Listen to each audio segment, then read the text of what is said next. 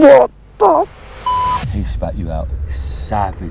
If there's any rig that I had to go to get me out of trouble, I don't think he went in his mouth. He's not going to plan. Camera is out. It is over. Oscar's completely screwed us. Go on. Yes, yes. You begged me. But do you think that the wafter could have been part of the problem? I think...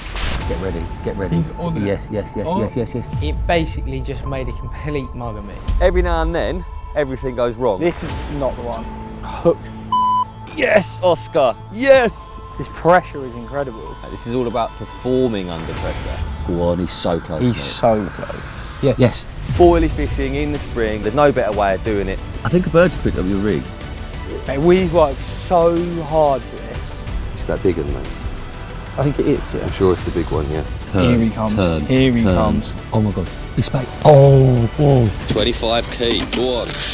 He's on you now, he's on you now. Yes. No. Oh wow, look, this is so good. That's the downside too. Look, watch him, look. I don't think a carp has ever meant this much. I'm about to be extracted. Right, so this is the solids going out. Mate, that is so dark.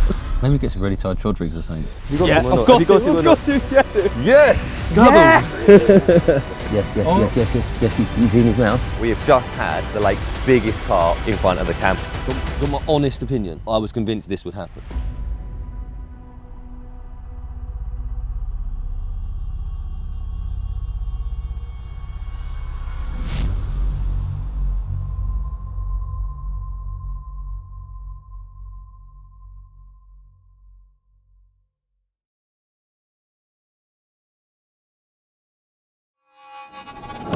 I've said it many times, but I absolutely love making underwater films. And the lake that I am currently stood next to is a place that I have been asking Oscar Thornton to try and get us permission to film at for a very long time. And I'll be honest and say that I've absolutely punished him to death. So before I go any further, I'd like to say a thank you to Oscar and a massive thank you to Craig, the owner, for giving us permission to come down here and attempt to catch what could be a massive carp from this incredible venue. There's lots of fish in here, they're beautiful fish, there's lots of really big fish in here, and it's a stunning lake. So the scene is set perfectly, and our mission for today is to get the camera into place. Sometimes it's easy, sometimes it's really hard, but until it is submerged under the water, sat on the bottom and ready to go, we can't even begin to think about making a film. So that's what I'm going to do now.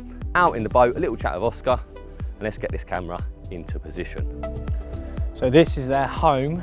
This is where they spend 95% of their time. During the winter and the start of the spring, it is literally everything you could want as a carp, I think. So they seem to spend the majority of their time in here, mainly because it's an out of bounds. So no one can actually fish in here.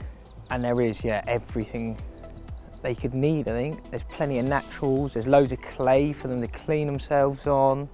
You've got shallow water, there's quite a bit of deep water. There's loads of trees for them to hide in. There's reeds that are obviously, they're gonna keep a lot of that sunlight. So obviously early in the spring, they love sitting in them and just rolling around in the clay in between them. It was clear pretty early on, to be honest, that they were spending all their time in there. You can walk through and see them in the trees where it's shallow enough, and there is a swim a bit further down the bank, got an access to basically, which narrows, it's a narrow channel, which is how they all funnel in here. There is two channels, I've spent a lot of time looking in the near side channel, and they don't spend a lot of their time swimming in and out of there. They seem to use that far side channel, and it was pretty obvious pretty quickly that would be a really good place to start in the spring. When I first saw them in it was pretty clear it was the whole stock. They're spending most of their time sort of just milling around in the trees, just flanking on there's big clay spots here, like big clean spots. They're spending most of their time and they're sort of cleaning themselves, just waking up out the winter, I think. You could literally see individual fish, they're so close to you there. You could pick, I'd probably see every big one in this lake at some point in early spring, sort of in and around these trees and right up into this margin here as well.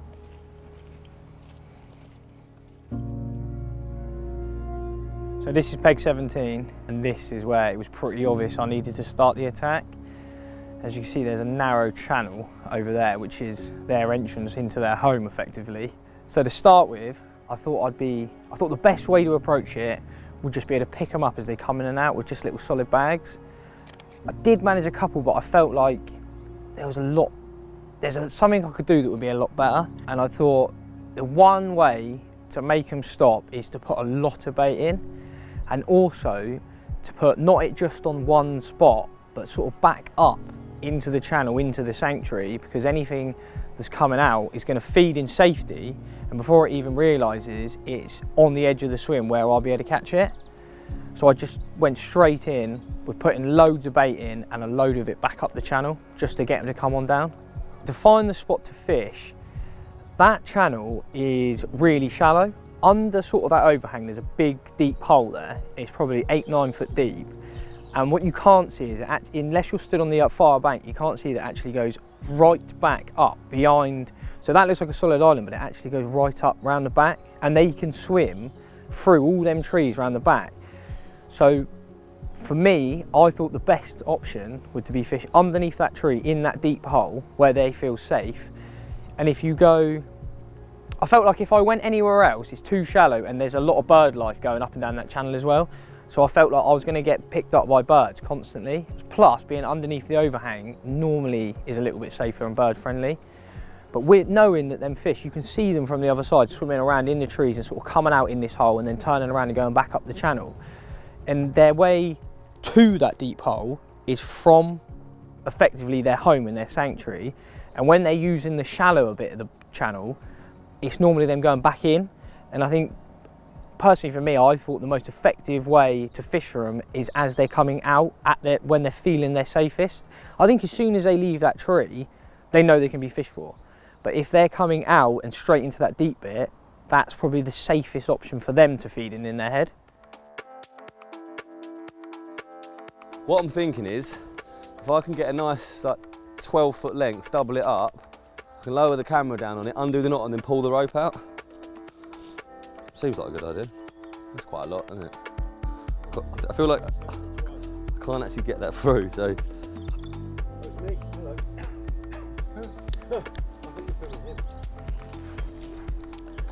Seen better days. Before we could even think about getting the camera in the water, Oscar needed to get the marker float out. Once he'd done that, out came the baiting pole, and then into the baiting pole went the float and the lead. He then shipped that out to the distance that he would fish with the rig, dropped it onto the spot. Absolutely smashed down. Yes, and it's coming up. We happy with that? I am, yeah, well happy. Good, let's go. And then into the boat we went with the camera. But before doing that, we mount a big heavy plate to the bottom of it to weigh it down nicely, attach a rope to help lowering it down. I've burnt my fingers lots of times doing it with lead course. We now have a nice piece of yellow rope, and then out to the spot we went. I'm not gonna lie, as soon as I looked down over the spot, I did have my doubts. The clarity didn't look that good, but until the camera was down onto the bottom, we didn't know what we were dealing with. Right, this camera needs to be more towards that spot, really. Really? Fantastic. Fuck's sake. Is this?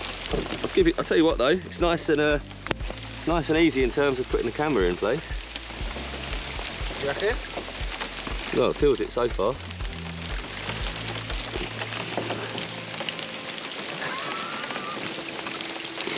Oh wow, that's on the floor there. Yeah. How deep's that spot? Well, I'm only guessing it. I didn't actually check it. How deep did you guess it was? 8.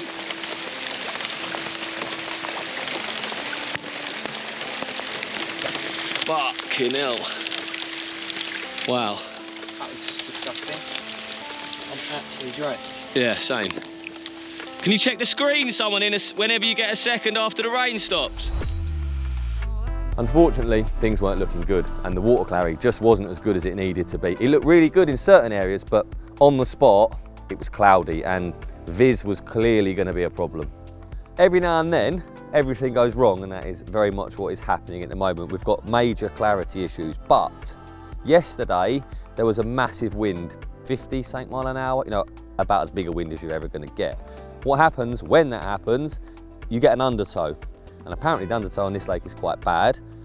We've had it lots of times whilst making these videos. If the wind blows at the camera, it gets clearer because all the shit gets backed up and pushed down the other end of the lake. What's happened here is the wind has blown the opposite end to the camera, and what we've now ended up with, it would seem, is a lot of cloudy water up this end of the lake off what was the back of the wind yesterday, which is make or break really. But the camera's in position, we're going to mess around a little bit more, and we've got 5 or 6 days until we come back to film. So rather than just give up, I think the logical thing to do is probably tinker with the camera, get it as good as we can, and then just leave it in the water and come back. But like I say, if it stays like this, it's not going to happen.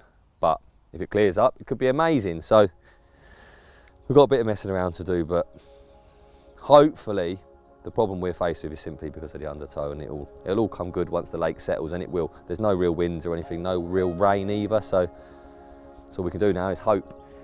Much like any other lake, the main body of water does tend to hold quite a few fish, especially sort of on here. The middle's a fair distance away, and it's also sort of another safe area for them really. There's like a big band through the middle that isn't touched that much by anglers. They don't see a lot of lines out there, so they do spend a lot of time out there sort of dancing around, winding you up more than anything. So yeah, I've spent a lot of time in here fishing that area, and I have done quite well sort of in the past. But yeah, early spring, they tend to spend most of their time sort of up that other end near the sanctuary. To be honest, much like up that end, in here, I have actually caught a lot of fish just casting solid bags at showing fish. They do seem to be quite fond of a solid, if I'm honest, and sort of fishing out there, just slipping solids in them whilst they're showing, yeah, that has done me quite a lot of fish. I have fished out there in the winter. There was, I don't know why, but they seemed to sort of sit out there one winter, but they were really hard to catch. And I sort of just went in really heavy with a big boilie approach, and I did catch a lot of fish like from the off doing that. But sort of 9 times out of 10 through the most of the year, catching them out of there, I'm just trying to pick them off one by one with a solid bag, just straight out there on their heads. Right, so we're in the bay now, and this is sort of another big part of the lake. Like I mentioned, it's sort of split into 3 sections, and this is another one of those main sections. I've had some really good results out of here as well. They tend to sort of sneak their way in here. They come from either the main body or that sanctuary, and they sort of bend round into this bay. But I found personally that they spend a lot of their time tight across that far margin. When I'm fishing over there, I'm sort of fishing as close as I can to that far side. There's almost a shelf, so I'll normally ping a lead over there. I've obviously got a few spots now logged, but when I was leading it originally, it'd be really shallow, probably 3 foot, and then it'll drop off to sort of 7 or 8, and it's really clean along there. Just in that gap between that clearing, there's always a weed bed. There's nearly a weed bed that runs all the way along there, and if you stand around that other side, you'll see them cruising sort of up and down there.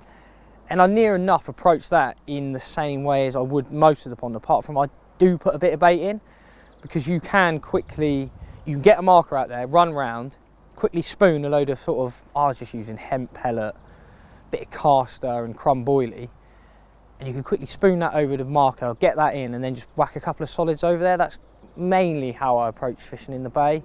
There's one thing I think that sort of brings them in here a little bit. When we have a lot of rain, there's pipes in the back, and the water starts flowing through them, and I think that gets them, that just sort of perks up their interest. They know what's going on, it's their lake, they've lived here for years, and they know when it rains that there's fresh water and things getting washed through that pipe, so I do think that draws them in here. And there was one particular carp that I really wanted to catch. It has passed now, but that used to spend a lot of time in here, so I did spend one autumn a good amount of time in here. I sort of baited it for a long time, a spot just in the middle of the bay, because I kept seeing it sort of up that end. So I baited a spot in the middle of the bay constantly for probably a month, and then I sort of come down in one Friday afternoon, and I remember seeing it sort of in the next swim up. So I fished that spot, and I did catch that fish the first night, amazingly. But then I did catch a lot more fish off that spot after a while, and then they sort of just disappear. But when they turn up in numbers, like a lot of them, and when they disappear, they all disappear together. There's never normally any stragglers in here. They're either in here or they're not in here. Oscar, how much bait are you putting out? You got a lot of bait here. And we want them to clear it up nicely, don't we? Yeah, we do want them to clear it up, yeah. What we got? Let's have a look, hang on. Got Nice bit of pellet there, mate. And in the bucket, Blake's bait's finest hemp, courtesy of who? Elliot Ray. Say thank you. Thank you, Elliot. Right, let's go put some bait in. Let's go. See you in a bit, Dave. Oh, it's raining again. Let's close that laptop up, mate. We'll just get it in. Hell, this is. Where is this shitty camera? I think it's there, mate. I think, down there. No, it's further away than that. You'll see it, it's a big... No, it is, it's there, mate. I can see it without the Polaroids. Where? Right here? Yeah. Your float is where the boat is normally. Yeah. See it? I can see it from here without Polaroids. Right, tell me if this is fucking... Is that on the camera? Nah. Can you not see the camera? You need to stand up or something, because I can see it and I've got no glasses on, so you should... Is that it there? Yeah, it's like you can't really miss it. I cannot see it. Still can't see it? There, look. There. Big yellow thing. Are you blind, mate? Oh, I can see it. Can you see it now, yeah? Yeah. There. Oh, yeah. You see it? Yeah. So you want to be 3 foot in front of that? I want to be like here. Basically, there, where them twigs are, yeah. Like here. Maybe not as far away as that, just off the edge of the boat, yeah, that's it. See? Yeah. But we want to clear up all around it. Yeah, just load it up, mate. You got a lot of bait to put in, haven't you?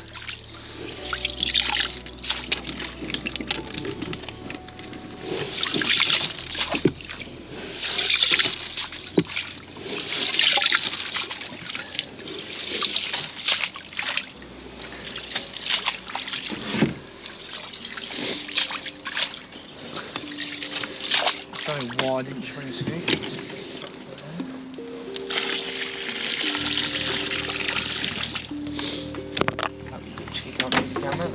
Can you see the... I can see the camera still. Yeah. Oh yeah, I can see. Do you know where I think you should go straight after this? Where? Specsavers. 25 key, go on. Every other day. Every other day. They're big enough, they'll eat it. They ain't all £40 for no reason. And now we wait. And do this. Do that, cross your fingers, mate. That's it. Dave, cross your fingers.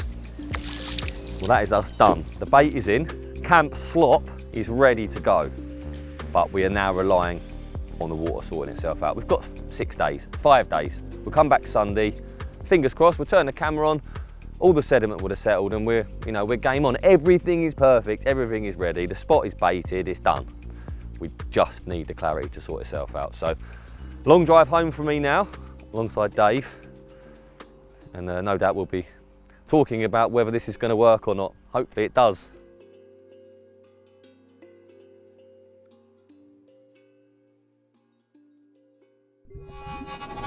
It's been 5 days since we put the camera in, and throughout the last 5 days, it's been pretty much a roller coaster of emotions with the fear that this isn't going to happen just racing through me. Every day I've spoken to Oscar, it seems to be getting better, but we've come back to the lake now with the plan to start fishing and things aren't looking too good. But by the sound of it, the clarity is just going up and down. So it gets a bit better, it gets a bit worse. So it's not over yet, but water clarity is the single most important thing on these shoots. You can have all the fish in the world, if you can't see it, it renders it pointless. So what happens next hinges entirely on what happens when we turn the laptop on and have a look at what we will see via the underwater camera.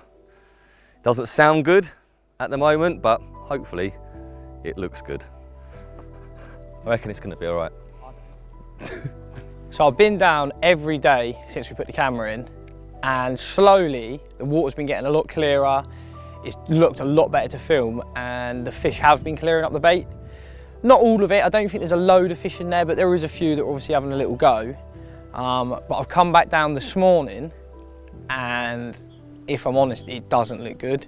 I don't know whether they've turned up in there in mass or what's happened, but the water clarity is just not great. I don't know if it's the birds disturbing it, but either way, I'm a bit 50-50 whether this is going to work. I mean, it will probably clear up after a while with a bit of wind blowing in there. I think it is clearing a bit now, but yeah, in a minute, it doesn't look great. It is the worst I've seen it all week right now. The worst. The worst, yeah. Right, let's have a look. Let's turn the camera on. It's even worse than it was last week. It's so bad. It's dreadful, absolutely impossible. It's so bad.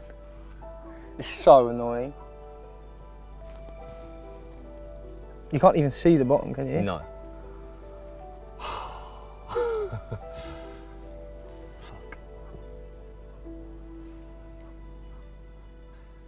Right, that's disappointing, but I feel like we kind of knew in a way. So we do have a plan B, potentially a plan C. So we're going to just turn all the cameras off, probably cry for a couple of minutes, have a little think, and then we'll see what we're going to do next. But yeah, as it stands, this is not happening. The more we have tried to make underwater films, the more we have come to realise and accept that there are going to be times when the water clarity is going to go. That could be caused by a number of different things, and really it's the one thing that we can't have control of. It can happen in an instant. It can clear just as quickly once it's gone, but it was something we were going to have to deal with. It was something we had and were certainly beginning to learn to accept, but it wasn't something we were going to let beat us. If there was one thing I didn't want to find myself doing upon arriving at this lake, it was taking the camera out of the water. But once we got out over the spot and looked down, all the sweet corn was gone, but on closer inspection, there was lots of pellet, lots of hemp still on the bottom, and I could actually see bits of oil blipping up to the surface. Yeah, that's pellet. I can see it better without this, I think. It was at that stage that we realised not only was the water clarity gone, but the bait was still there. Believe it or not, with my face over the side of the boat and right against the water surface, I could even smell the pellet. And combine those two factors, which really drove the reality of the situation home. Camera is out. It is over. Before it even started. Oscar's completely screwed us. We've driven all this way. You begged me to do this. Yeah, I begged him. The thing is, like, it will be possible here at some point. So, for now it's over, but all is not lost. We can try again another time. But in the meantime, there's two venues potential, isn't there, around here? Possibly, yeah. And that's all we can do. One is a place that we filmed at before that I would really like to do an underwater at. And then the other one is somewhere I've never been, but we've got two local options. Yeah. I've never been to the other one either. It's a beautiful day. It's the middle of April and there are carp to be caught somewhere. So we will see you in a little while, wherever that may be. We don't quite know yet, but we'll keep trying. We will keep trying. It's all we can do. And you can wind that cable up. Nah.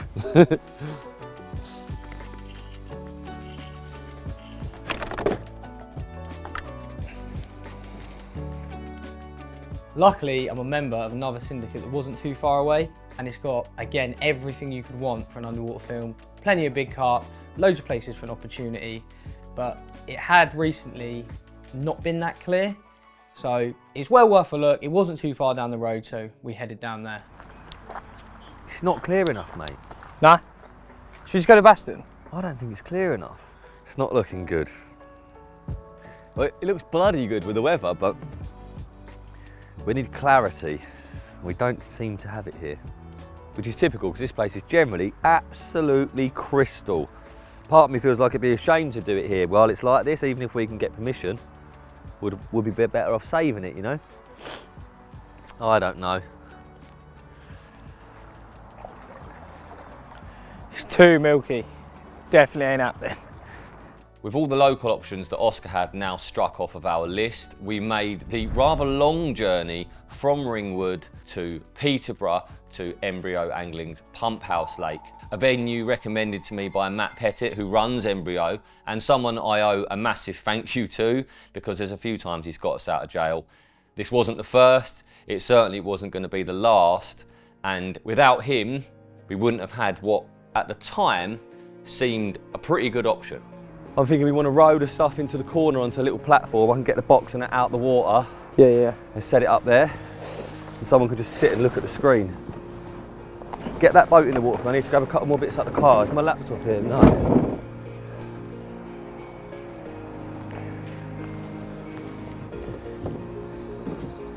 Oh.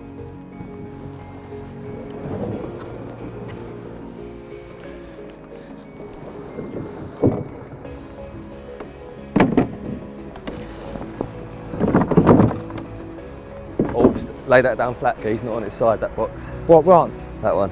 The Carp big one? Yeah. Just so it doesn't get broken, you know. We are now at Pump House Lake, which is an embryo venue, so a big thanks to Fairbrass, James Turner and Matt Pettit for making this possible. The clarity on here is normally excellent, but it has recently been dyed, so we don't know what's going to happen, but there's only one way to find out. Get out in the water, get the camera down there and see what happens. We're massively rushing against the light, so I'm going to crack on.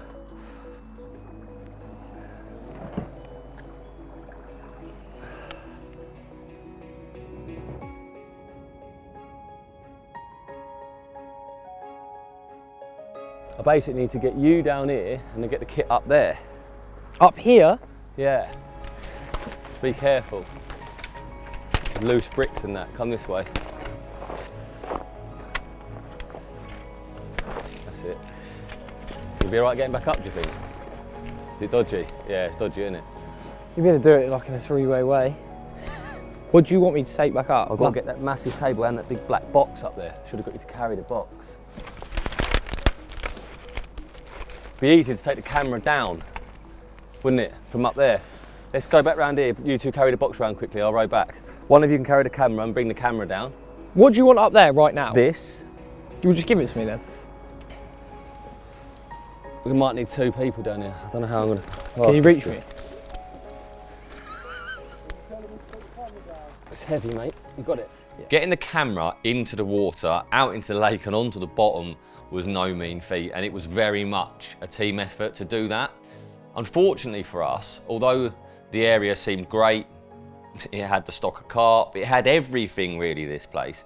The one thing it now had was a dye in the water, and we'd never put a camera down into the depths of a lake that has been dyed. This was a black dye, not something we'd seen before, and actually something that Embryo were experimenting with, and unfortunately that became the kiss of death.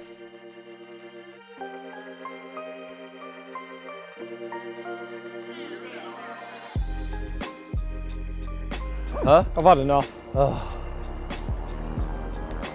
It's all gone to shit. It's like a hand, mate.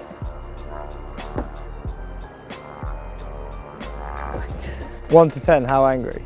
Me? Yeah. I don't know, not that high, 9.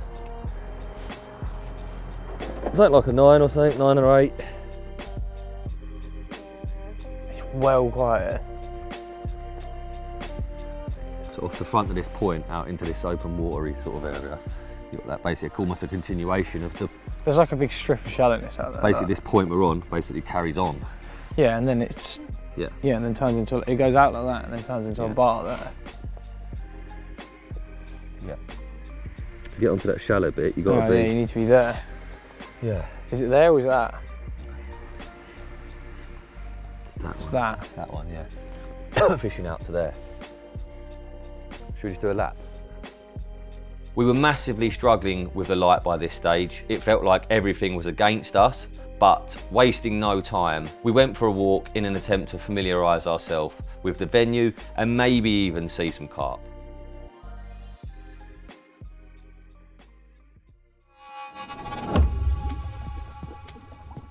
Waking up at the crack of dawn and feeling a little deflated, it was kettle on and fire ourselves up for another day on the hunt for a venue.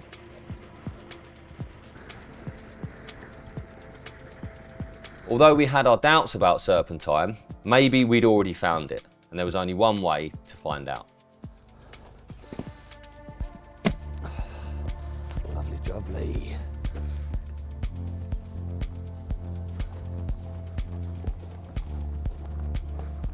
We needed the camera in the water as soon as possible, and only then would we be able to make the decision on whether or not we had the clarity that we needed. Someone hold that brolly for me. Did you wrap this cable up, Oscar? No, that was a joke. Rather than the hassle of going out in the boat, we decided that first we would simply lower the camera into the margins.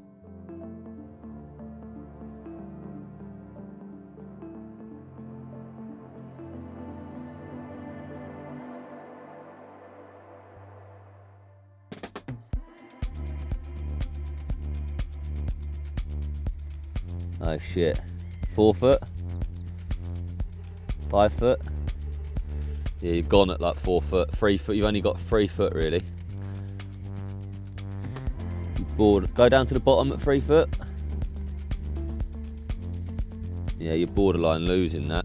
Realistically, you need to be able to have pucker viz at 3 foot, because that's about as close as you want to be, and then beyond. Whereas we're losing viz at 3 foot, and beyond it we've got nothing.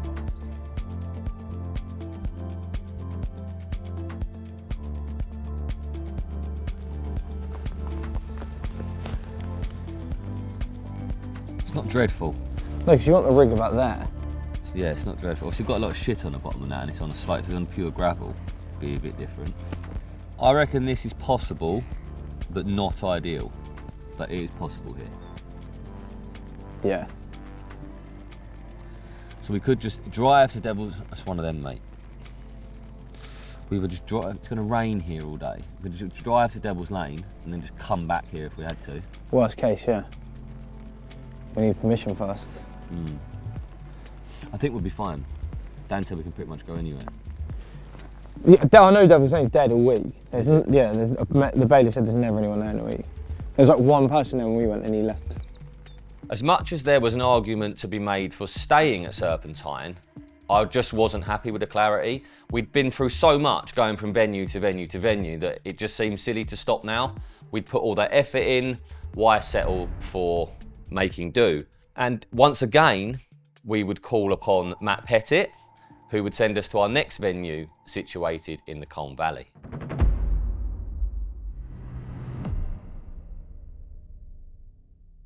Oh my God, he's staring down the camera. Common with a black eye. He's not going to plan. Get ready, get ready. He's on it. Yes.